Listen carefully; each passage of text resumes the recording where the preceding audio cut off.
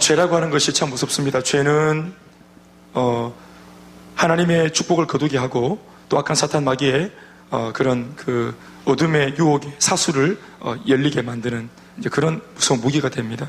죄를 짓게 하면 그 사람의 인격이 황폐화되어지고 또 그 사람이 아주 몰골이 되어집니다. 형편없는 사람이 되어집니다. 사람이 죄를 지으면 형편없는 사람이 되어져서 그 주변에 다른 사람들이 기울이지 않습니다. 기웃거리지 않습니다. 그래서 한 사람을 타락시켜서 그 사람 옆에 사람들이 오지 못하게 만들어서 혼자 남았을 때 이제 약간 사탄이 그 사람 마음속에 또 생각 속에 들어가서 수많은 부정적인 이야기를 꺼내어서 그 사람이 스스로 예를 들어서 뭐 자살을 한다거나 자멸하도록 만들고 부추기는 것이 바로 마귀가 하는 일들입니다. 우리도 왜 죄를 짓거나 험한 말을 하는 사람들 곁에 아무도 가고 싶어 하지 않습니다. 그것은 사탄이 그렇게 그 사람의 인격을 죄를 지음으로써 황폐하게 만드는 것입니다. 여러분들이 죄를 지으면 또 실수를 하거나 그 마음속에 죄를 품고 있고 악한 마음을 품고 있으면 사람들이 내게 잘 접근하지 않는 겁니다. 그것이 바로 마귀가 하는 짓입니다. 여러분들이 그런 것들을 잘 명심하셔서 왜 셀이나 교회 안에서 참 우리가 어떤 함부로 말하거나 또 경우가 없는 분들이 있을 수 있는데 예수 믿은 지 얼마 안 돼가지고 또 교회 생활을 잘 몰라서 그렇게 실수할 수 있는데 우리가 혹시나 저 사람이 참 너무 거칠고 또 너무 강하고 또 너무 또 좀 예민하고 이래가지고 가까이 참 범접할 수 없다 이렇게 표현하지 말고 마귀가 그 사람 주변의 사람들을 붙이지 않으려고 그렇게 만드는 것이니까 이러한 영적인 원리를 아는 여러분들은 다가가서 그 사람을 도와주고 격려해서 어떻게 하든지 하나님 말씀으로 성장하고 성숙해서 그 눈빛, 말, 행동, 표정 모든 관계가 더 달라지고 건강할 수 있도록 도와야 할 줄로 믿습니다. 대통령이 여러 가지 혐의가 지금 만들어지고 있습니다. 많은 사람들이 막 검찰에 잡혀가고 또 신문을 해봤더니 그 배후에 대통령이 있는 것처럼 그렇게 뭔가 얘기가 나오고 있습니다. 그러니까 대통령이 점점 털어서 먼지가 나고 있습니다. 그러니까 모든 사람들이 대통령에게 신뢰를 거두고 또 박수를 거두고 격려와 응원을 거두어내기 시작합니다. 오히려 박수했던 손이 이제는 촛불을 들고 이제 시국 선언을 하면서 대통령이 하야해야 된다고 말하고 있습니다. 대통령 한 사람 옆에서 뭔가 꼼꼼한 냄새가 나니까 국민들도 다 고개를 돌립니다. 여러분, 이것이 지금 잘 되고 있는 것입니까? 우리가 어떻든지 정치적인 발언은 하는 것이 아니기 때문에 이 자리에서 그런 말을 할 수 없지만 우리 예수 믿는 사람들은 나라와 민족을 위해서와 또 참 오늘 작금의 사태를 놓고 기도해야 될 줄로 믿습니다. 대통령과 위정자들을 위해서 정말로 하나님을 두려워할 수 있는 하나님께서 이 사람들 마음속에 결정권자들 마음속에 하나님께서 섭리하시고 통치하시는 그런 하나님의 대한민국이 되게 해달라고 우리 기도해야 될 줄로 믿습니다. 참 기독교가 이때까지 참 한국교회, 한국 앞에 대한민국의 여러 가지 그런 참 국정이나 또 정세 앞에 영향력을 많이 발휘 못했는데 특별히 이럴 때 우리가 진짜이니까 진짜가 이 나라를 끌어안고 기도해야 될 줄로 믿습니다. 목탁 두드린다고 되는 것이 아닙니다. 이것이 그냥 가톨릭이 사는 것처럼 의전을 화려하게 한다고 되는 것이 아닙니다. 떡 나눠 먹는다고 되는 것이 아니라 이 말입니다. 중요한 것이 우리가 진짜라면 이 교회의 나라의 운명이 달려있는 것입니다. 믿습니까? 따라합시다. 교회가 소망입니다. 그러니까 교회는 정말로 정신을 차리고 기도해야 됩니다. 아멘, 아멘. 트럼프가 뭐 되었다, 뭐 포카가 되었다, 아무 상관없습니다. 뭐 트럼프가 되든 뭐 포카가 되든 뭐 원카가 되든 아무 상관없습니다. 뭐 고돌이가 되든 아무 상관없습니다. 하나님께서 그 나라를 통치하시는 겁니다. 열방을 통치하시고 주재하시는 분은 오직 하나님이신 줄로 믿으시기 바랍니다. 트럼프가 당선되고 나서 그날 밤에 우리 그 공영방송들이 전부 다 비상 걸려가지고 각계각층 그 지도자들을 다 모아가지고 이제 트럼프가 한국의 어떤 그런 한국을 바라보는 관점이 이런데 외교의 관점이 이러한데 또 한국과 함께하는 이 미국과의 동맹의 관계를 이렇게 해석하고 있는데 또 국방의 관계를 이런 논리로 해석하고 있는데 그런 트럼프가 되었으니까 우리 큰일 났다 하면서 그날 밤에 바로 막 방송마다 막 난리가 났었습니다. 어떻게 하면 좋겠냐고. 그런데 그 다음날 바로 한 방의 전화로 끝나붙죠. 박근혜 대통령하고 트럼프 통화 10분 통화 딱 했는데 한국과 우리 국방 이 동맹 관계를 튼튼히 해야 되고 지금 이 모든 관계에 100% 나는 찬성한다. 이 한마디 딱 하니까 또 이제 안도의 한숨을 확 쉬고 이렇게 합니다. 여러분, 하나님이 하시는 겁니다. 트럼프가 하는 것이 아닙니다, 여러분. 하나님이 하시는 것입니다. 믿습니까? 여러분, 우리가 오늘 이 말씀을 제가 소대에 꺼내는 이유는 한 사람의 리더가 참으로 중요한 것입니다. 그럼에도 불구하고 한 사람의 리더가 참으로 중요합니다. 여러분, 한 사람의 리더가 오늘 본문의 말씀 보면은 실수를 하는 바람에 자그마치 무고해 보이는 7만 명의 이스라엘 백성들이 그렇게 전염병으로 인해서 죽음을 당하는 이야기를 읽습니다. 더불어 우리가 좀 과거로 들어가면은 반대의 상황도 있는데 백성들이 죄를 저질러 가지고 또 이제 교만한 마음, 또 악한 마음을 품는 바람에, 고집 부리는 바람에 한 명의 리더가 또 실수를 하고 또 하나님의 그 은혜의 자리에서 그렇게 타락하게 되어지고, 타락까지는 아니죠. 벗어나고 이렇게 외면되어지는 그런 고통에 우리는 사건들도 알고 있습니다.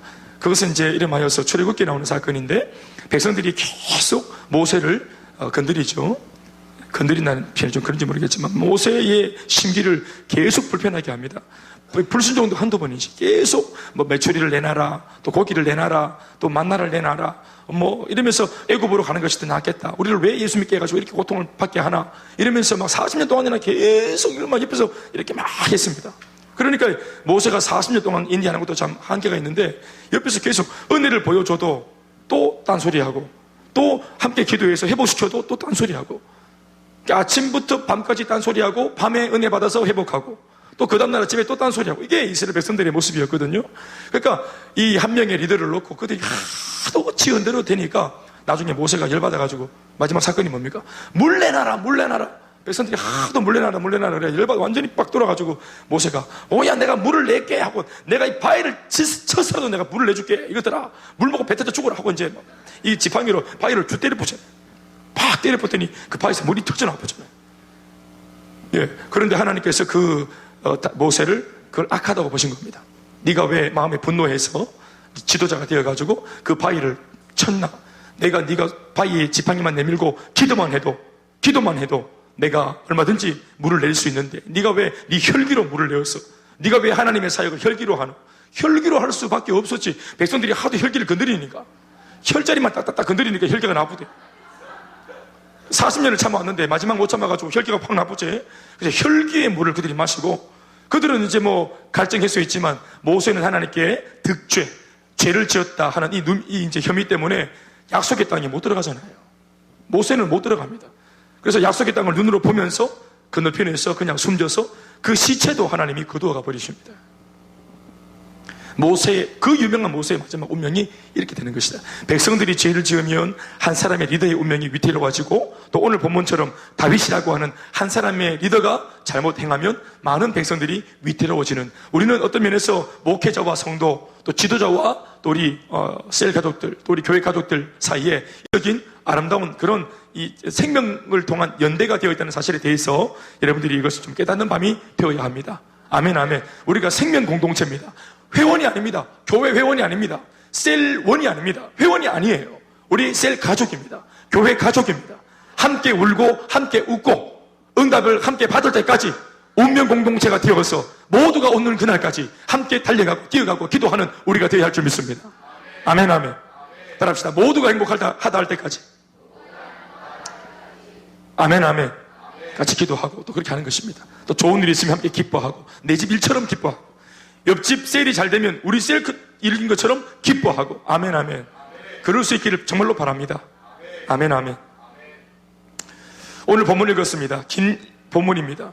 오늘 제목에서 오늘 이 내용이 나옵니다. 인구조사입니다. 오늘 다윗이 인구조사합니다.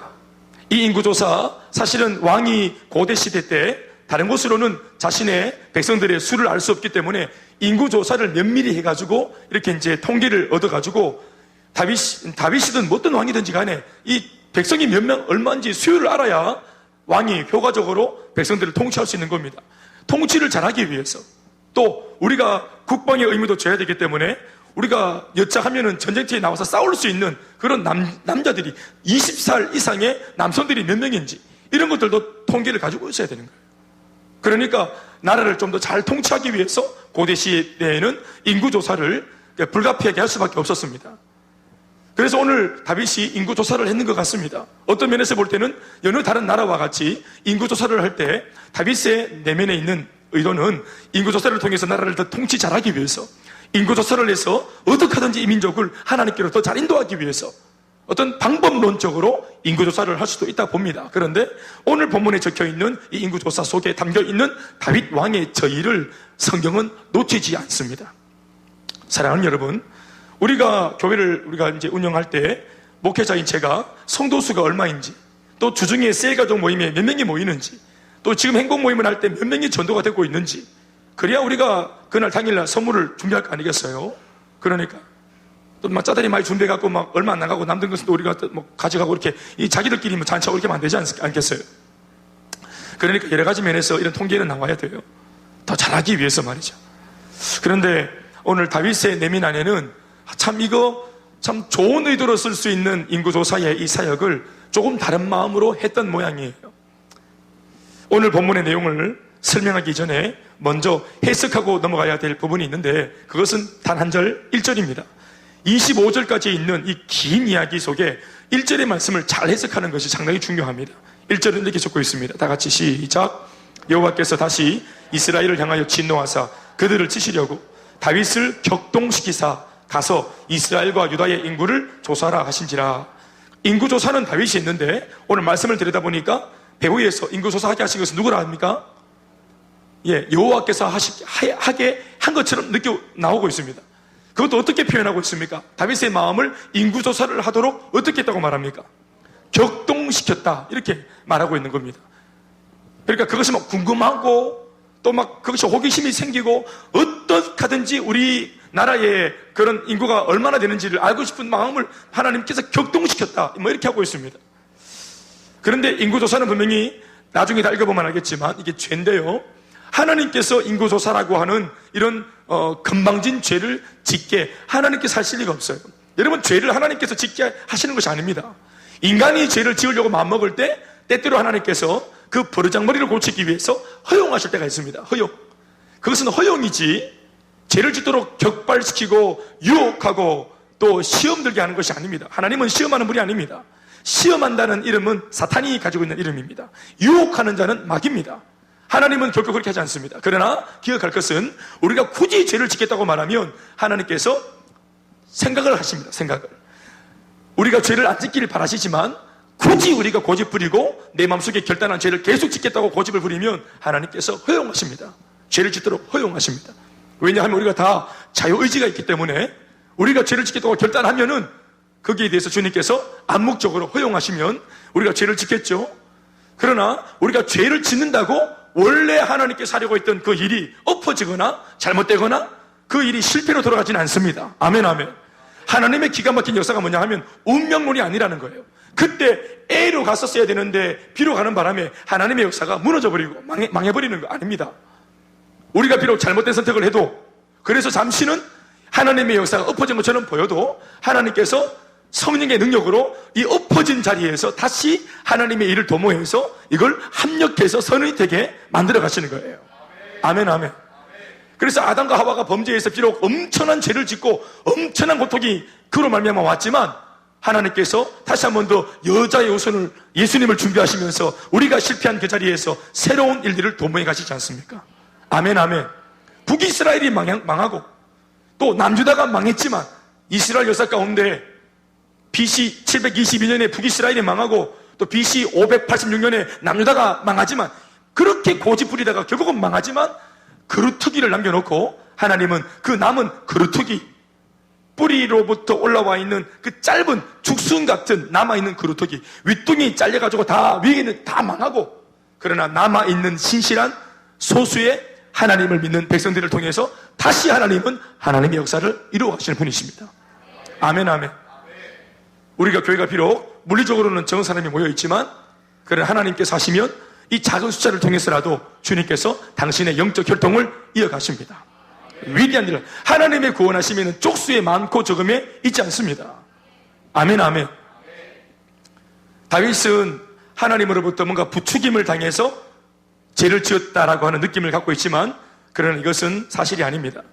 표현은 그렇게 해놨지만 이미 죄를 짓기로 마음을 먹은 다윗을 인격적이신 하나님께서 보고 알고 계셨으며 부디 그렇게 하지 않기를 바랬지만 결국 다윗이 자신의 고집대로 하겠다는 그런 다윗을 보시면서 이방지사 저지른 다윗의 죄악과 실수를 두고서 하나님께서는 하나님의 당신의 일을 새롭게 진행해 가시겠다는 그런 의지를 가지고 있는 겁니다. 아멘, 아멘. 우리가 죄를 짓거나 실수해도 그 실수의 상황 속에서도 하나님은 또다시 아까도 말했지만 하나님 당신의 일을 여전히 진행해 가시는 하나님은 선하신 분이시며 하나님은 전능하신 분이십니다. 다시 말해 우리의 죄악이 또 우리의 실수 따위가 하나님께서 하시는 역사를 결코 훼손시킬 수 없다는 사실을 알아야 합니다. 아멘, 아멘. 그러니까 우리가 죄를 지어도 하나님은 그 죄를 쓰십니다. 우리가 이방지사 죄를 지었다면 그 죄도 쓰십니다, 하나님께서. 아멘, 아멘. 여러분 돌아보세요. 우리가 성장하고 성숙할 때 우리가 이따금씩 하나님께 순종해서 자랐습니까? 순종만 해서 자랐습니까? 불순종하고 엎어지고 자빠지고 깨어지고, 그러나 그 가운데서도 다시 하나님 뜻을 알고 회복했을 때 그 이후에 돌아보니까 내가 옛날에는 어려서 그렇게 자빠지고 쓰러졌지만 불순종했지만 그 대가가 얼마나 큰지 알았기 때문에 그 다음번에는 같은 죄를 지으려고 합니까, 안 합니까? 그러니까 우리가 실수하고 죄악을 사실 가지고 있어도 하나님의 놀라운 섭리 가운데 우리는 배우는 것이 있고 도전받는 것이 있는 거죠.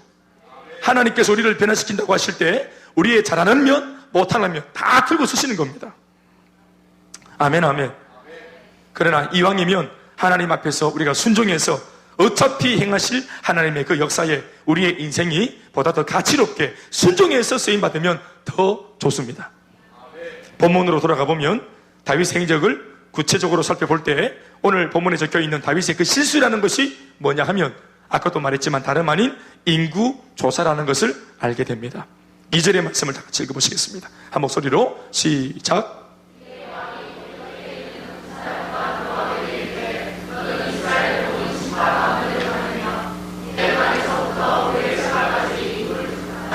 백성의 수를 내게 보고하라 하니 단에서부터 브엘세바 제일 밑쪽 남쪽 극단에서부터 북쪽 극단까지, 그러니까 경계를 말할 때 이스라엘 전체라는 표현을 쓸 때 단에서부터 브엘세바까지 이렇게 이제 표현을 합니다. 이런 표현은 구약 성경에 굉장히 많이 나오는 이제 그런 표현인데요. 이스라엘 전체를 다 알아봐라, 전체를 표현할 때 이런 표현을 씁니다. 그러니까 다윗은 그냥 대충 알고 싶은 게 아니고 꼼꼼하게 이걸 다 확인해 가지고 지금 인구를 다 확실하게 알고 싶었던 모양이에요. 또 그것이 간절했던 모양이에요. 여기까지 보면은 이것이 단순한 인구조사처럼 보여지는데, 그래서 이것이 뭔가 왜 죄인가 그렇게 싶어집니다. 그러나 이런 다윗의 의도를 간파하여 그렇게 하지 말라고 간청하는 요압의 간언을 듣고 나면 이것이 왜 문제가 되는지 대충 조금은 눈치가 우리가 들어옵니다. 3절 말씀입니다.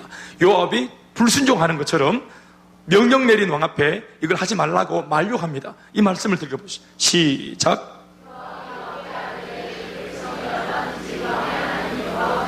백배나 더하게 하사 내 주 왕의 눈으로 보게 하시기를 원하나이. 그런데 내 주 왕은 어찌하여 이런 일을 기뻐하시나이까 하되.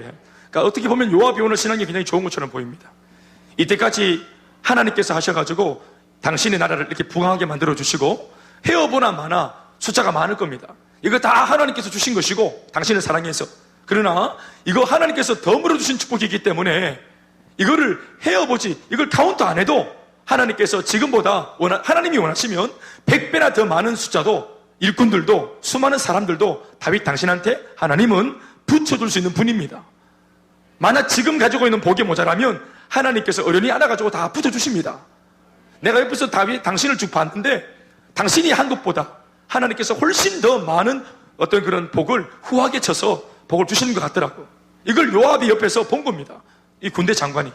그러니까 이거 얼만큼 복을 받았는가, 이 복을 카운트하지 말자고 말합니다. 이것은 어떻게 보면 범죄가 아니겠나 생각하는 것입니다.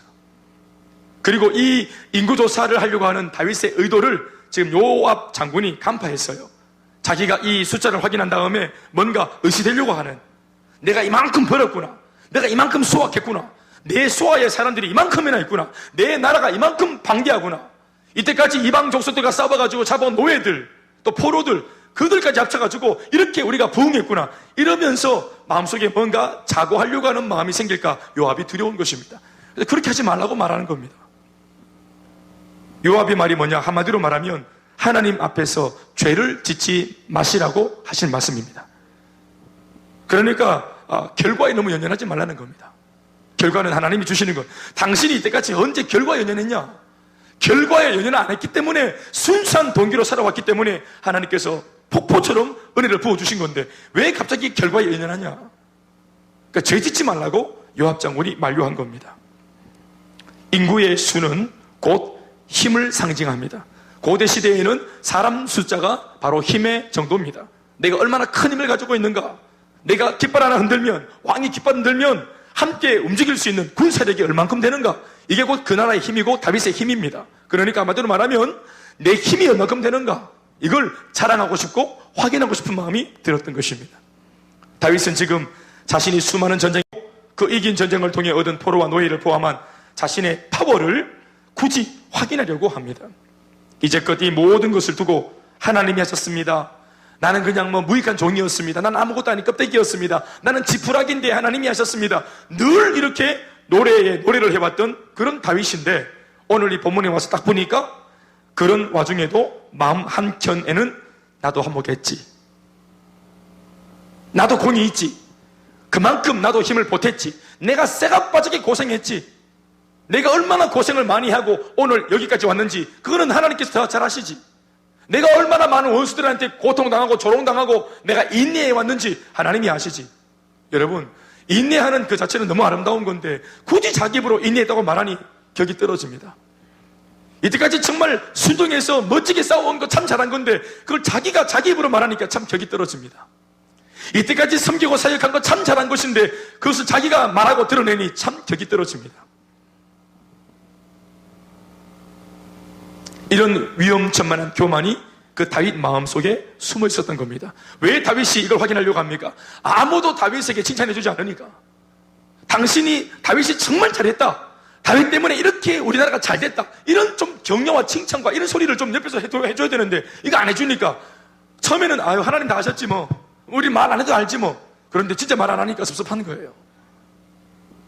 그래서 자기가 자기를 항변하고 자기가 자기를 변호하고 자기가 자기를 부추기려고 하다 보니까 이런 교만한 자리에도 지금 다윗이 은근히 들어가고 있는 거예요. 그러니까 그 마음속에는 하나님을 향하여서 또 사람들을 향해서 은근히 섭섭한 마음이 있는 겁니다. 나를 알아주지 않는, 내 공을 알아주지 않는. 그래서 자기가 자기의 한 일을 만방에 드러내고 싶은 것입니다. 요압의 만류를 뿌리치고 결국 다윗은 자신의 고집대로 조사를 합니다. 인구조사를 쭉 해보니까 조사를 하는 기간만 해도 9개월이 걸렸고 게다가 20일이 더 걸립니다. 9개월 20일이 소요될 정도로 다윗의 힘은 정말로 대단한 것이라고 조사 결과 나왔습니다. 확인이 되었습니다. 그러나 분명히 모든 것은 하나님이 하신 것입니다. 그가 과거로부터 지금까지 순전한 마음으로 결과에 연연하지 않고 하나님 한 분만을 바라보고 달려오는 중에 그런 다윗을 하나님이 보시고 정작 다윗은 관심에도 두지 않았던 부와 명예와 일꾼과 재정과 힘을 어느새 다윗에게 이렇게나 많이 쥐어주신 것이었습니다. 마태복음 6장 33절 말씀을 기억하시죠? 그런즉 너희는 먼저 그의 나라와 의를 구하라. 먼저 주님의 나라와 의를 구했더니 순전한 마음으로 하나님 먼저 잘 되길 바라고 주님을 향해서 주님의 영광이 되기 원하고 주님께 기쁨이 되기 원해서 하나님께 순종하고 심지어 자기 자신도 돌보지 않고 주님께 헌신하고 달려왔더니 그랬더니 뭐예요? 이 모든 것을 너희에게 더하시리라. 아멘 아멘. 축복은 우리가 추구하는 것이 아니고 하나님 말씀을 따라 행할 때 순종할 때 축복은 하나님께서 더해 주시는 겁니다. 하나님이 더해 주시는 것을 반대로 우리가 추구하게 되면 진짜 비참한 인생이 되는 겁니다. 돈을 쫓아가고 명예를 쫓아가고 또 이 세상의 어떤 영화를 쫓아가게 될 때 그 사람은 정말 비참하게 되는 것입니다. 오늘 성경적으로 말해보면 이런 것들이 예수 믿는 우리 뒷공무니를 쫓아오게 만들어야 할 줄로 믿습니다. 그 비결이 뭐냐 하면 우리가 먼저 주님의 나라와 의를 구할 때입니다. 아멘 아멘. 이게 너무 우리가 잘하는 말씀이기 때문에 마음이 안 와닿고 귀점만 울리고 지나가지 않길 바랍니다. 여러분, 이게 쉬운 말씀이 아닙니다. 쉬운 말씀이 아니면서도 굉장히 중요한 말씀입니다. 먼저 할 것이 있고 나중에 해야 할 것이 있다는 겁니다. 여러분, 우리가 가지고 있는 딜레마가 뭐냐 하면은 우리 다 합니다. 다 해요. 맞습니다. 우리가 다 합니다. 여러분, 우리가 하나님의 나라와 의를 구합니다. 우리가 내 집, 내 아이, 우리 부모, 내 개인적인 삶 다 돌보면서도 우리가 시간을 내가지고, 빠듯한 시간을 내가지고 피곤한 몸을 이끌고 우리가 주님의 나라와 의를 구하기도 합니다. 아멘, 아멘. 우리 셀리더, 국장들, 또 찬양으로 섬기는 사람들, 남보다 바쁜 일정 다 마치고 굳이 와가지고, 먼저 와가지고 예배 준비하고, 예배팀은 1시간씩, 1시간 반씩 먼저 와서 준비합니다. 그러니까 일찍 와서 준비, 그게 하나님 나라와 의를 구하는 거 아닙니까? 아멘, 아멘. 굳이 하나님을 위해서 그렇게 희생하는 거잖아요. 믿습니까? 그런데 하나님께서 말하는 것은 뭐냐 하면, 네가 나의 나라와 의를 구하는 거, 그거 안 그러는 것이 문제가 아니라 그게 먼저냐 하는 것입니다. 그걸 하되 네 할 것 다 하고 짜투리로 하는 세컨드냐, 그것이 서드냐. 네가 나의 나라와 의를 구하는 거 참 잘하는 것인데 그것이 먼저냐, 네 마음속에 그것이 먼저냐 하는 것을 묻는 것입니다. 여러분, 무엇이 불신앙입니까? 냉정히 말하면 하나님께서 먼저가 아닌 모든 것은 불신앙입니다. 너무 미안한 말인지 모르겠지만 하나님께서 먼저가 아닌 것은 불신앙입니다. 헌금, 하나님께 먼저 드리지 않는 헌금, 그것은 적선입니다. 그것은 ARS로 저기 기아와 난민들에게 우리가 내 가진 물질에서 얼마를 나누어 주는 것입니다. 물론 아까도 말했지만 이것이 두 번째 하든 세 번째 하든 한 것이 안 한 것보다 낫습니다. 또 우리의 생각이 그렇습니다. 얼마든지 박수받아 마땅하고, 그런 사람들, 하나님의 일을 두 번째 세 번째라도 하는 사람은 일꾼감이에요. 네 번째 다섯 번째 하거나 안 하는 사람보다는 일꾼감 아니겠어요? 제 말 이해되십니까? 그러나 그것은 김대현 목사의 평가고요, 여러분들이 시험 들까봐 김대현 목사가 하는 칭찬이고요, 김대현 목사는 너무 냉정하다 싶어가지고 할까봐 제가 여러분들께 하는 말씀이고요, 나보다 더 냉정한 예수님의 말씀을 들어보면 먼저가 아닌, 하나님이 먼저가 아닌 모든 것은 불신앙이라고 말하는 거예요. 이게 불신앙이라고 인정되어지면 뭐가 결여되느냐 하면은 우리 가운데 더해 주시려고 했던 복이 이게 보이콧되는 것이란 말이에요. 이게 밀려진다, 뒤로. 아멘, 아멘. 네가 네 인생을 먼저 챙기겠다고? 그럼 네가 많이 챙겨봐라. 그래, 알았다. 네가 네 인생의 하나님이 되어서 지금부터는 네가 네 인생을 책임져 봐라 하시는 것이 이게 하나님의 입장인 겁니다. 이게 참 두려운 삶입니다. 하나님이 책임져야 합니다. 주님께서 책임지시는 삶에서 우리가 이게 벗어나지면 안 됩니다. 주님의 은혜 속에 들어가야 우리가 보호를 받기 때문입니다. 주님이 우리를 도와주셔야 합니다. 아멘, 아멘. 그러니까 마태복음 66장 33절에 있는 말씀과 같이 다윗에게 하나님의 축복이 이때까지 다윗이 그렇게 살아왔기 때문에 하나님이 대해주신 겁니다. 이때까지 다윗을 보시면서. 할렐루야. 여러분, 인구조사를 굳이 할 필요가 사실 없습니다. 왜냐하면 오늘 본문 24장 말씀, 이 말씀을 읽기 바로 직전에 23장에 있는 말씀을 읽어보면 어떤 내용이 나옵니까? 혹시 큐티 보셨습니까? 죄다 어떤 내용이 나옵니까? 네, 다윗과 함께하는 다윗의 용사들에 대한 이야기가 나옵니다. 이때까지 오늘의 다윗이 있기까지 다윗 옆에서 다윗을 도왔던 것은 쪽수가 아닙니다. 비록 소수였지만 하나님이 구분해서 다윗에게 붙여줬던 소위 다윗의 사람들, 그 다윗의 용사들 때문에 오늘 이렇게 이 나라가 견고하게 세워진 겁니다. 왜 또 하나님께서 나라를 세우는데 이렇게 불과 다윗의 사람들 몇 명입니까? 다윗의 세 용사입니다. 세 용사. 세 용사 이름 좀 불러드릴까요? 다윗의 세 용사. 아디노라는 사람 어떤 사람이냐면은 한 번에 800명을 쳐 죽인 사람. 한 번 치면 800명이 죽는 겁니다. 이 아디노. 그러니까 블레셋이랑 딱 붙었을 때 앞에 놈을 빵 쳤어요. 그러니까 딱 치니까 두 번째 놈이 고개를 딱 내미니까 이름을 딱 보여주는 거예요. 아디노 딱 보여주니까 이 아디노는 한 방 때리면 800명이 죽어야 되거든요. 아디노가 딱 치면은 800명이 죽게 돼 있습니다. 하나님께서 그런 은혜를 주신 겁니다. 아멘, 아멘. 그러니까 1장 800, 아디노가 딱 나가서 딱 때리면 800명이 쫙 죽습니다. 한 방 치면, 두 방 치면은 1600명, 세 번 치면은 3200명. 아멘, 아멘. 그러니까 완전 1장 800인기라, 1장 1000인기라. 그러니까 이런 사람 하나가 다윗에게 용서로 붙었다 이 말입니다. 대단한 거 아니겠어요? 할렐루야. 전쟁할 게 뭐 있어요? 칼 몇 번 휘두르면 끝나는 겁니다, 그냥. 이는 아디노가 붙었어요. 다윗의 세용사라고 불려지는 그 강력한 삼총사 중에서 아디노. 두 번째는 엘르아살. 엘르아살은 칼이 손에 붙을 정도로 용맹하게 싸우는 싸움꾼입니다. 하도 칼을 쥐고 싸워가 칼이 손에 붙어붙다 이 말이에요. 성경이 표현하기를. 예? 할렐루야. 달리 집사 하도 그만은 제가 손이 그만에 붙어붙다 이 말이에요. 베이스를 하도 저 손가락이 붙어붙다. 드럼을 하도 제가 드럼이 붙어붙다 이 말이에요. 교회 하도 성도들이 교회 붙어보고 이렇게. 아멘. 강력한, 두려워하지 않는. 아멘, 아멘. 세 번째 용사 삼마. 홀로 블레셋 군대 전체를 상대한 사람. 나라 전체를 상대한 삼마. 그러니까 이 아디노, 삼마, 엘르아살, 이게 다윗의 세용사. 이 세 명 데리고 일 보는 겁니다. 또 이 첫 번째 다윗의 세용사가 어떤 사람이냐면은, 다윗이 한 번은 전쟁 중에 이스라엘을 떠나가지고 막 전쟁하는 중에 고향으로 잘 못 돌아갔어. 왜냐면은 고향으로 가는 길목에 블레셋이 막고 있었거든. 그래가지고 하도 이제 바깥에 외진데 나와가지고 막 고통을 당하, 사막에서 계속 괴로워하다가 다윗이 너무 고향이 그리워가지고 천막에서 왕의 텐트에서 그냥 혼자 독백합니다. 아, 내 고향 베들레헴 성문 곁에 있는 우물에서 떠온 그 물을 마시고 싶다. 지금으로 말하면 이제 막 그냥 저기 시스페이스 오란시 먹고 싶다 이런 말을 한 겁니다. 굳이. 그러니까 어디 멀리 갔다가 단기 설교 갔는데 막 목사님이 갑자기 시스페이스 우리 교회 1층에 있는 시스페이스 오렌지만 먹고 싶다 이렇게 말한 겁니다. 대만에서. 그러니까 이 세용사가 블레셋을 뚫고 갑니다. 블레셋 진영 군대, 블레셋 사람 몇 명 있는 게 아니라 블레셋 나라 전체를 뚫고 간다. 뚫고 세 명이 딱 붙어갖고 딱 칼로 다리가 또로록 뚫고 간다.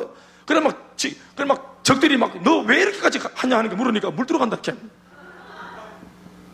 블레셋 사람들이 너 왜 이렇게까지 하냐? 우리 물 들어간다는 거예요. 그래 막 물 들어가기 위해서 다 죽일 뿐 길래 가지고 쭉 가쁘다.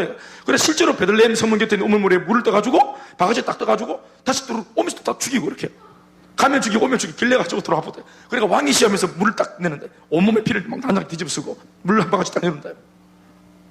그게 다윗이 기가 막힌 거예요, 완전히. 와, 사명이 뭐길래, 비전이 뭐길래 세상에 이렇게까지 순종하나? 내가 이렇게까지 순종하는 너희들을 놓고 내가 이렇게 너희들의 이 귀한 순종의 마음을 내가 이렇게 개인적으로 내 개인적인 야망을 위해 써서 되겠나? 하면서 이 생명마치 떠온 물을 하나님께 바치잖아요. 다윗도 프로고 세용사도 프로고. 아멘, 아멘. 리더가 함부로 말하면 안 되는 길에서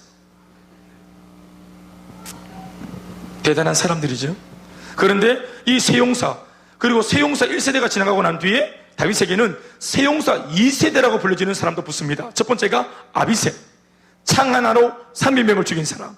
또 브나야, 눈밭에서 사자를 때려잡고 막대기 하나로 장대한 애국 병사들을 전멸시킨 사람. 아사헬, 매우 빠른 발로 적들을 괴멸시킨 사람. 아무리 화살을 쏴도 애가 너무 빠르게 안 맞는 거예요. 활을 쐈는데 왔다 갔다 했는데 몇 번이나 팔을 돌고 이렇게 굉장히 발을. 그러니까 이런 세용사가 또 붙어가지고 오늘날 다윗이 있게 만들어줬어요. 게다가 다윗의 30용사 드림팀이 있습니다. 또 30용사가 붙었고 30용사 뒤에 적에서 포로로 끌고 온 포로들 중에 이방인들 중에서 다윗에게 이렇게 다윗의 나라에 포로로 되어가 와가지고 다윗을 보니까 다윗이 너무 멋진 리더인 거예요. 우리 그래서 우리 더 이상 블레셋에 나 용서 안 할래. 나 그냥 귀화할래. 귀화. 나도 다윗 위해서 나 목숨 걸래. 이래가지고 이방인 출신 노예 출신들 중에서 다윗에게 충성을 다하는 37인. 그래서 3명, 30명, 37명. 그래봐야 몇 명입니까? 100명 안 되죠. 100명도 채 안 되는 이 사람들과 함께 다윗이 오늘날 이 나라를 세운 겁니다. 아멘, 아멘. 이거 뭘 보여주는 겁니까? 하나님께서 만약 다윗이 쪽수로 밀어붙여가지고 승리했다면 이 모든 영광을 자신의 힘에, 자신의 어떤 구사력에 돌렸을 겁니다. 그런데 말도 안 되는 방법으로, 말도 안 되는 숫자로 이렇게 날마다 승리하고 달려와서 오늘 이렇게 태평성대를 이루었다. 누가 하신 겁니까? 하나님이 하신 겁니다. 아멘, 아멘. 그걸 하나님께서 보여주기 위해서 다윗에게는 그런 은혜를 주신 겁니다. 다윗아, 쪽수 필요 없다. 내가 너와 함께 한다. 여러분, 다윗이 그래서 날마다 하나님을 뭐라고 불렀습니까? 만군의 여호와라 부르는 겁니다. 다윗에게는 하나님이 만군입니다. 다윗에게는 하나님이 내 장군, 내 동사입니다. 아멘, 아멘. 그런 만군의 주 여호와와 함께하면 못할 것이 없는 거죠. 그런데 오늘 그런 다윗이 새삼스럽게 23장에는 이렇게까지 당신의 사람들에게 이 일꾼들을 쫙 읽어 있는데 24장에 와가지고 갑자기 이 용사들 말고 더 많은 사람들을 확인하고 싶고 내 사람들을 확인하고 싶은 마음이 생긴 겁니다. 이걸 성경이 죄라고 보는 것입니다. 이제까지 다윗이 이런 놀라운 축복을 받았던 것은 선물과 축복을 주시는 하나님께 내 시선을 맞췄기 때문입니다. 선물과 축복과 응답 자체가 아니라 선물과 축복과 응답을 주시는 이 선물과 이 좋은 응답을 주시는 그 뒤에서 이 응답을 내밀고 계시는 하나님을 주목했기 때문에 이 복을 날마다 누린 겁니다. 응답을 받더라도 축복을 받더라도 그 자체에 엎어지면 그건 선물을 내주시는 주님 입장에서도 굉장히 씁쓸한 겁니다. 오늘 다윗의 시선이 분명히 하나님에게서 선물로 옮겨가고 있다는 것을 우리는 봐야 합니다. 이때까지 참 틈이 없이 달려왔어요. 다윗이 하나님만 바라봤기 때문에 틈이 없는 사람이었습니다. 그런데 뒤늦은 어느 한순간 그의 시선이 하나님으로부터 선물과 축복으로 옮겨지니 오늘 같은 문제가 생긴 것입니다. 다윗은 자기도 모르게 교만이라고 하는 지뢰를 순간적으로 밟은 것입니다. 이것은 오늘 우리에게서도 자주 발견되는 모습입니다. 하나님 앞에서 그렇게 순전하게 달려가던 순수한 일꾼이 어느 한순간 무너지는 모습을 우리가 자주 경험하지 않습니까? 한결같기가 어려운 것입니다. 한순간 불꽃처럼 스파크 일어나는 불꽃처럼 한순간 쓰임받는 것은 사실은 누구나 할 수 있는 것입니다. 그러나 그 은혜와 열정과 충성된 마음을 끝까지 가지고 가는 일은 언제나 전쟁과 같을 정도로 어렵습니다. 그래서 우리는 기도 없이는 안 된다는 사실을 늘 기억해서 늘 하나님 앞에 엎드릴 줄 알아야 되고 기도해야 됩니다. 아멘이십니까? 성령님을 벗어나서 내가 내 힘으로 할 수 없다는 것을 인정해야 됩니다. 이때까지 해온 것도 내 재주로 한 것이 아니라는 사실을 인정해야 됩니다. 따라합시다. 하나님이 하셨습니다. 그러니 이 사실을 망각하니까 이제 이게 죄가 되었습니다. 그리고 갓 선지자를 통해서 하나님이 재앙을 내리시겠다고 결정하셨는데 너 세 가지 중에서 한 가지를 결정해라고 말합니다. 그 첫 번째는 7년 동안 다윗이 대적에게 도망 다니는 것. 또 미안합니다. 기근 7년 동안 굶주리는 것. 그리고 두 번째는 석 달 동안 대적에게 다윗이 도망 다니는 것. 마지막 세 번째는 3일 동안 전염병 때문에 그들이 힘들어하는 것. 다윗이 세 번째 3일 전염병을 선택합니다. 그래서 이제 재앙이 이 나라에 불어닥치는 것입니다. 한 사람의 리더의 실수와 또 잘못된 야망으로 이러한 문제가 공동체 속에 들어오는 것입니다. 사실 오늘의 본문은 사무엘 상하 이 말씀 전체 대단원의 막을 내리는 마지막 기록의 말씀입니다. 사무엘 상하 말씀 안에 수많은 인물들이 또 사건들이 등장하지만 그 중에 단 한 명의 주인공을 뽑으라면 단연 다윗이라고 말할 수 있습니다. 사무엘 상하편의 마지막 기록이기 때문에 어찌 보면 한 사람의 주인공이라고 말하는 그 주인공 다윗의 어떤 평안한 죽음, 모든 것을 이제 아들한테 계승해 주고 자기는 평안하게 죽음을 맞이하는 이런 죽음, 또 백성들이 그 위대한 왕의 죽음을 애도하고 그러면서 이제 왕의 어떤 그런 어떤 자치가 이제 딱 전설로 남고 신화로 남고 백성들이 그를 그리워하는 이런 모습으로 이 말씀이 마무리가 되어져야 이게 멋있는 엔딩인데 오늘 말씀은 그렇게 엔딩이 되지 않고 있어요. 실제 기록에는 다윗의 죄로 인해 무고한 백성들 7만 명이 전염병으로 죽임을 당했다 하는 다소 납득하기가 어려운 말씀으로 이 본문 말씀이 사무엘 상하의 말씀이 정리가 되고 있습니다. 그러나 이것은 결코 부정적으로만 볼 수 있는 그런 대목은 아닙니다. 그리고 어두운 분위기의 기록만은 결코 아닙니다. 오늘 다윗은 자신의 미숙함으로 빚어질 수 있는 그런 파장이라고 하는 것이 얼마나 크고 무서운가 하는 것을 지금도 배우고 있는 중에 있습니다. 리더지만 그리고 왕이 되어서 지금까지 잘해왔고 또 많은 세월이 지났지만 익숙해질만도 한데 본인은 오늘 말씀을 통해서 끊임없이 실수를 통해서 다시 한 번 더 리더십이 뭔지 하나님 앞에서 세워져야 할 리더가 얼마나 어느 정도로 순수해야 되는지를 배우고 있습니다. 다윗은 이스라엘의 탑 리더입니다. 탑 리더 한 사람이 하나님의 은혜에서 멀어지고 인간적인 욕심의 마음을 빼앗길 때 그 충격과 아픔과 상처와 고통은 고스란히 그 리더를 따르던 백성들의 몫이라고 하는 것을, 이게 오늘 리더십을 통해서 배우는, 이 훈련을 통해서 리더십 훈련을 배우고 있는 것입니다. 리더가 어떠해야 되는가? 지금 다윗은 사실 굉장히 꿈이 많고 이상적인 사람이었기 때문에 달려왔어요.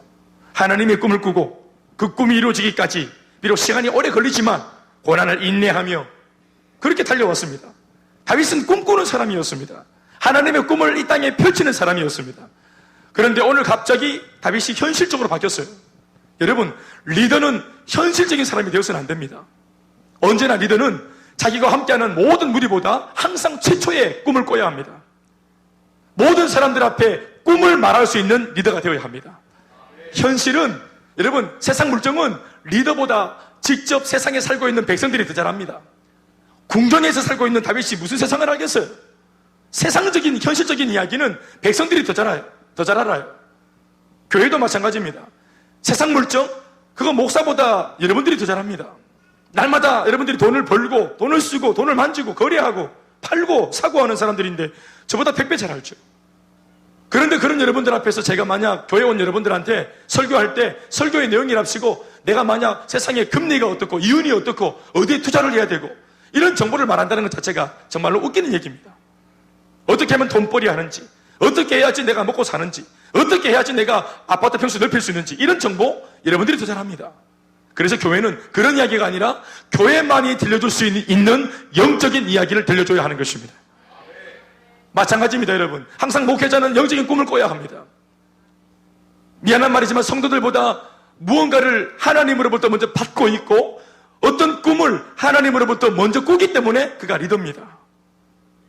리더가 다른 게 아닙니다. 선지자가 뭡니까? 먼저 선, 알지, 놈자, 뭡니까? 먼저 안노. 그게 선지자입니다. 선지자가 다른 게 아니에요. 모든 당대의 백성들보다 하나님의 이 땅을 향한 마음을 먼저 알았던 거예요. 하나님의 마음과 감정과 하나님의 뜻을 기도하다가 먼저 안 거예요. 그래서 그가 선지자가 되어져서 백성들에게 하나님의 마음과 하나님의 말씀을 고스란히 그들에게 실시간으로 알려줄 수 있는 거예요. 알아야 알려줄 수 있는 겁니다. 아멘이십니까? 꿈을 꿔야 합니다. 성령을 받으면 꿈을 꾸게 되지요. 성령을 받으면 환상을 보게 됩니다. 그래서 기도도 무모하게 하게 되는 것입니다. 늘 말씀드리지만 기도는 현실적인 기도하는 것이 아닙니다. 그것은 부탁입니다. 그것은 흥정입니다. 무모하게 기도해야 됩니다. 하나님께서 내게 주신 꿈을 붙잡고 그 꿈이 이루어지게 해달라고 기도해야 됩니다. 옛날에는 다윗 한 사람이 영적 리더여서 그렇게 해야 되겠지만 오늘날 여러분 만인 제사장이기 때문에 오늘날은 모든 성도들이 다 하나님 주시는 꿈을 꿔야 합니다. 비전에 모두가 붙잡혀야 하고 생명 걸고 달려갈 수 있는 꿈이라고 하는 깃발이 있어야 합니다. 흔들 깃발. 아멘 아멘. 그런 꿈을 꾸었던 다윗이 항상 무언가를 이상을 말해주고 우리 저기까지 갈 수 있다고 항상 백성들에게 꿈을 보여주고 청사진을 그려주고 독려하던 도전을 하던 시도하게 만들었던, 그래서 이때까지 일신 우일신 점점점 좋아지는 그런 모습으로 백성들을 이끌었던, 꿈으로 이끌었던 다윗이 오늘 꿈을 이뤘단 말입니다. 그 꿈을 딱 그치고 현실적으로 내가 번 게 얼만가, 내가 이런 게 얼만가, 그러니까 리더십을 잃어버리게 되는 것입니다. 셀리더 여러분, 셀에서 끊임없이 셀 가족들에게 꿈을 말해야 됩니다. 우리 교회의 꿈, 주님 주신 2002만 세계 비전, 아멘이십니까?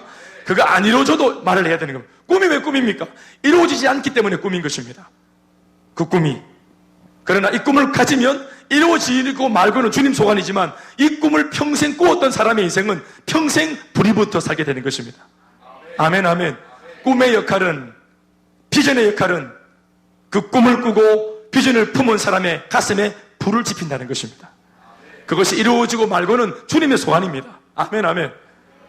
예수님께서 여러분 얼마나 사실은 큰 뻥을 치셨습니까?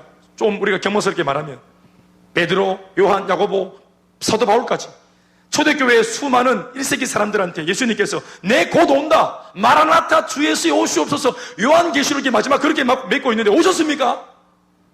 2000년이 지났는데 아직도 안 오셨어요. 그러니까 1세기 때 자신의 삶을 기꺼이 막 로마 병정들한테 목이 달아나고 사자밥이 되어지고, 그래도 그들이 웃으며 찬양했던 이유가 뭡니까? 주님이 곧 오신다는 거예요. 아멘, 아멘. 그러니까 종말론적인 신앙으로 주님이 오시면 다 역전된다, 주님 오신다, 그렇게 하면서 마지막을 다 그렇게 장식했는데 주님 안 오셨어요. 그럼 주님이 대사기를 친 겁니까? 아니죠. 주님이 안 오시는, 어떻게 보면은 사기, 어떻게 보면은 거짓말 같은 것에 속아가지고 그렇게 비참한 죽음을 당했는데, 정작 그렇게 죽어버린 순교자들의 고백을 들어보면은 그들이 속았다고 말할까요? 그들이 억울하다고 말할까요? 세례 요한 같은 사람들, 거꾸로 십자가에 달려 죽은 베드로 같은 사람들, 예수한테 속았다고 말할까요?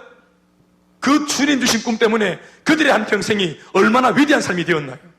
우리와 똑같은 성정의 사람인데 하나님이 주신 꿈 한번 품고 그 꿈을 이루겠다고 달려갔던 그 인생이 되어지니까 자신의 당대만이 아니라 오고 오는 21세기 2000년 동안 전 세계 모든 성경을 펼치는 모든 사람들에게 이 베드로가 삶의 표본이 되고 모델이 되지 않습니까?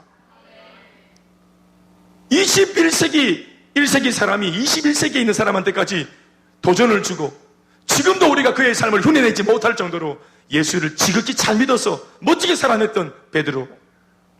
하나님 주신 그 꿈과 비전을 가지면 우리 한 번밖에 없는, 반드시 이 땅을 떠나고야 말, 마무리가 되고야 말, 마침표를 찍고야 말, 우리의 짧디 짧은 인생이 황홀할 수 있습니다.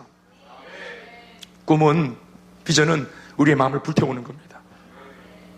우리를 고상한 삶으로, 더 가치로운 삶으로 이 꿈이 우리의 인생을 격상시켜 주는 것입니다. 그러니까 꿈을 꿔야 합니다.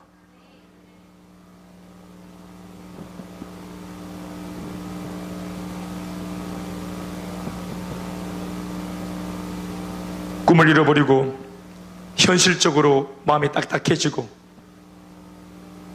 나도 한 거 있지, 나도 한몫했지 했던 다윗의 마음이 이렇게 살아나니까 그로 인해서 죄가 찾아왔습니다. 그리고 3일 동안 백성들이 전염병 때문에 죽어 나자빠집니다. 그리고 다윗의 자랑거리이자 의지의 대상이었던 그 수많은 사람, 다윗한테는 사람이 자랑거리였습니다. 아까도 말했지만 그 100여 명이 좀 못되는, 채 못되는 다윗의 용사들, 여러분, 수많은 사람들이 죽었습니다. 7만 명이 죽었습니다. 사람이 자랑이었습니다. 다윗의 자랑이 사람이었습니다.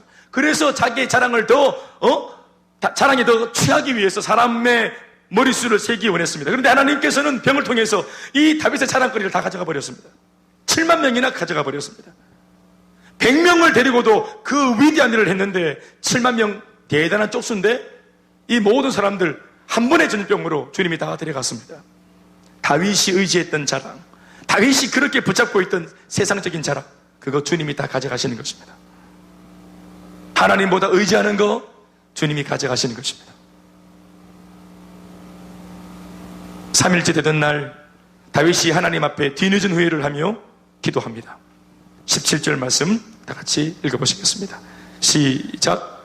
다윗이 백성을 치는 천사를 보고 곧 여호와께 아뢰어 이르되 나는 범죄하였고 악을 행하였거니와 이 양무리는 무엇을 행하였나이까? 죄가 없다는 겁니다. 그러니까 청하건대 주의 손으로 벌을 내리려면은 나와 내 아비의 집을 징계해달라고 기도를 하게 되는 것입니다.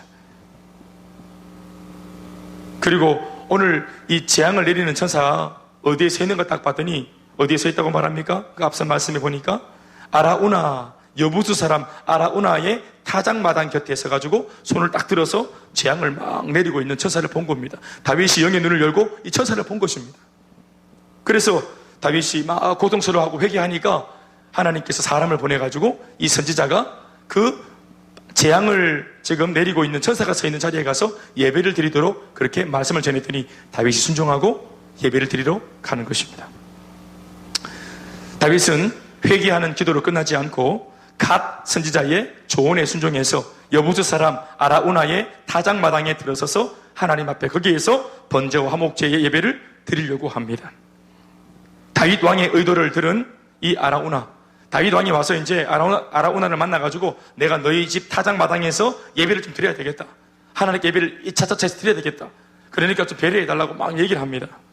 그러니까 이런 다윗의 왕의 의도를 다 들은 아라우나가 왕이 드릴 그 예배를 놓고 예배에 필요한 그런 모든 집기, 필요한 내용들, 비품들 자기가 다 왕에게 바칠 테니까 왕은 자신이 준비한 모든 그 내용을 가지고 그러니까 소와 장작 또 타작마당 그저 드릴 테니까 이거 당신이 원하는 대로 마음껏 여기서 예배를 드리시라고 협조하겠다고 말합니다. 22절과 23절 말씀을 우리 함께 읽어보시겠습니다. 22절, 23절 함께 시작.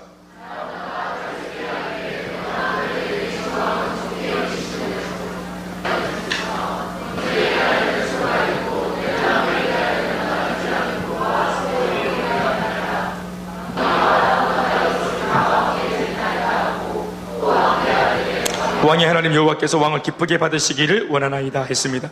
그러니까 아라우나가 굉장히 신앙이 있어가지고 왕한테 지금 뭔가 이렇게 영적으로 통해가지고 말이 통하는 사람이 돼가지고 왕의 선한 의도를 듣자 뭔가 물심양면으로 돕겠다고 영적으로 돕겠다고 이렇게 자처해서 나선 겁니다.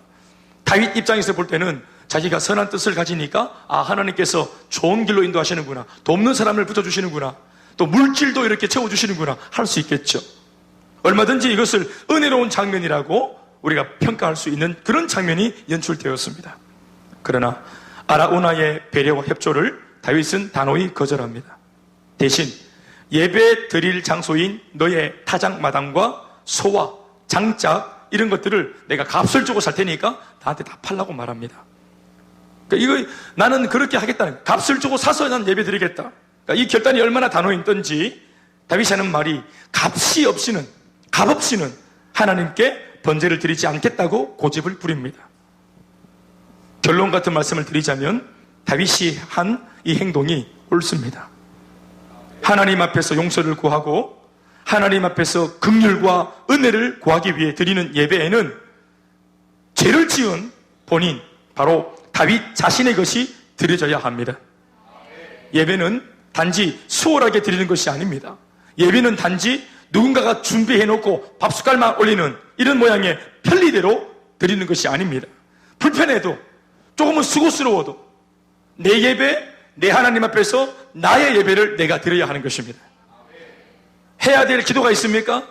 내 기도 내가 해야 되는 것입니다. 물론 옆에 있는 사람들이 나를 위해서 도구기도 해주는 거 도움을 받을 수 있죠. 내가 내 기도를 할 때 훨씬 더 이 기도가 살아날 수 있는, 기도가 살아날 수 있는 좋은 조건을 가진 겁니다. 그러나 나를 위해서 정작 기도하는, 도구 기도하는 사람들은 많은데 그 기도의 도움을 받는 내가 정작 나의 기도를 하지 않는다면 사람들의 도구 기도는 아무것도 아닌 것입니다. 주력해서 해야 될 기도는 바로 당사자, 나 자신의 기도입니다. 아멘, 아멘. 남편이 혼자 아내를 위해서 기도하고 있습니까?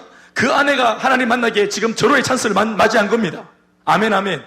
그러나 남편이 하는 기도를 놓고 아내인 자기가 정작 기도하지 않는다면 남편의 도구 기도는 아무것도 아닌 무용지물이 되고 마는 것입니다. 그러나 내가 기도를 보탤 때, 당사자가 기도를 보태면 도구 기도가 영적 시너지가 되어서 위대한 역사를 이루실 겁니다. 남편을 위해서 아내가 혼자 기도하고 있습니까? 사랑하는 여러분, 그 남편이 정작 기도해야 됩니다. 부모를 위해서 자녀가 기도하고 있습니까? 그 부모가 정작 기도해야 됩니다. 자녀를 위해서 부모가 기도하고 있습니까? 정작 그 자녀가 기도해야 됩니다. 성도를 위해서 목회자가 기도하고 있습니까? 성도가 정작 기도해야 됩니다. 성도, 목회자를 위해서 성도가 기도합니까? 목회자가 정작 기도해야 됩니다. 셀리더가 기도하고 있습니까? 셀 가족이 정작 기도해야 됩니다. 셀 리더들이, 가족들이 셀 리더를 위해서 기도하고 있습니까? 그 셀 리더가 정작 기도해야 됩니다. 아멘, 아멘. 내 기도입니다. 값을 주고 그 사람의 것들을 내 것으로 만들어내야 합니다. 내 것을 드려야 합니다. 나의 소가 희생되어져야 합니다. 왜냐하면 그 소의 죽음이 나의 죽음이기 때문에 그렇습니다. 아멘, 아멘. 사랑하는 여러분, 아까도 말했습니다. 예배는 수월하게 드리는 것 아니고 편리대로 드리는 것이 아닙니다. 나 자신의 것, 나 자신의 땀, 나 자신의 수고. 교회에 나올 때 때로는 죄책감이 있고 귀찮을 수 있고 몸이 피곤할 수 있지만 그것이 나의 예배가 되어야 합니다. 하나님께서 원하시는 것은 나입니다. 내 마음입니다. 내가 드리는 예배입니다. 오늘 이 하나의 예배를 통해서 지금 나라의 운명이 걸려 있습니다. 어떤 면에서는 나 자신의 것 정도가 아니라 나 자신 그 자체가 하나님 앞에 드려져야만 합니다.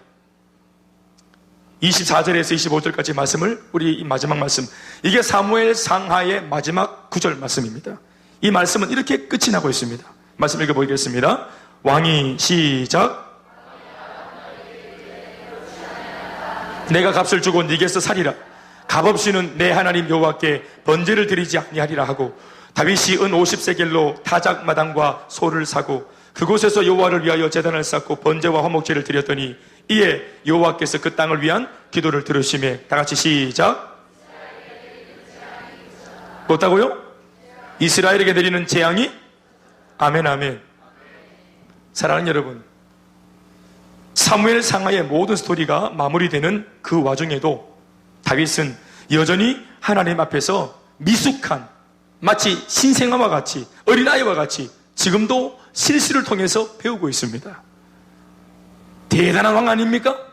그러면 그 대단한 왕이 멋있게 마무리하는 모습을 보여줘야 되는데, 끝까지 사무엘 마지막까지 그렇게 실수하고 엎어지고 자빠지고 죄를 지으면서 하나님 앞에, 또 그 잘못 때문에 사람들이 죽고, 물론 그 죽음을 통해서 내 더 잘해야 되겠다, 물론 더 참한 왕이 되었으나 끊임없이 배우고 있는 겁니다. 사랑하는 여러분, 우리 중에 누가 오늘 이런 다윗을 놓고 나는 다 되었다 할 수 있겠습니까? 여러분, 이렇게 위대한 다윗도 아직까지 배울 것이 있다고 말하는, 그러니까 다윗이 얼마나 불완전한 존재입니까? 골리앗을 때려잡는가 하면은 이렇게 연약한 문제 때문에 또 자빠지고, 자기 주변의 수많은 이방 국가를 단번에 정리해서 태평성대를 만드는가 하면은 바세반 사람 유혹받아가지고 자빠지기도 한, 얼마나 오락가락한 사람인지 몰라요. 그런데 이러한 면이 우리들한테는 참 복음이 됩니다. 다윗이 이렇게 형편없는 면이 있었다는 거예요. 다윗이 이렇게 미숙숙한 면이 있었다는 거예요. 훈련을 얼마나 받았겠노? 벌써 이때는 노년인데, 이렇게 나이가 먹어 노년이 되어서 알만큼 다 알고, 대통령이 여러분 오바마처럼 한 8년만 해도 나라 국가 정세를 다 알고 이렇게 할 건데, 평생 자기가 유일한 자기가 스페셜 원이었으니까, 혼자서 이 나라를 다스리고 중동 일대를 다 평정했으니까 얼마나 왕으로서 정치적인 말도 할 줄 알고 얼마나 지혜롭겠어요. 그런데 이렇게 엎어지고 쓰러지는 거예요. 그 노년에도. 여러분, 성도가 누가 완성이 있답니까? 신앙에 누가 완성이 있답니까? 신앙에는 완성이 없습니다. 우리가 숨들어져 죽는 그날까지 우리는 자전거를 탄 사람과 같이 갈짓자를 그리면서 위태롭게, 그러나 때마다 시마다 일마다 주님 앞에 엎드려 기도하면 주님께서 힘을 주시고 능력을 주시고, 여러분, 성숙한 사람이 안 넘어지는 사람이 아니라는 걸 기억하셔야 됩니다. 성숙이 뭐냐 하면 넘어지지만 일어나는 속도가 달라지는 겁니다. 빠르게 일어나는 겁니다. 아멘, 아멘. 그리고 끊임없이 배우는 사람이 리더인 것입니다. 가르치는 사람이 리더가 아닙니다.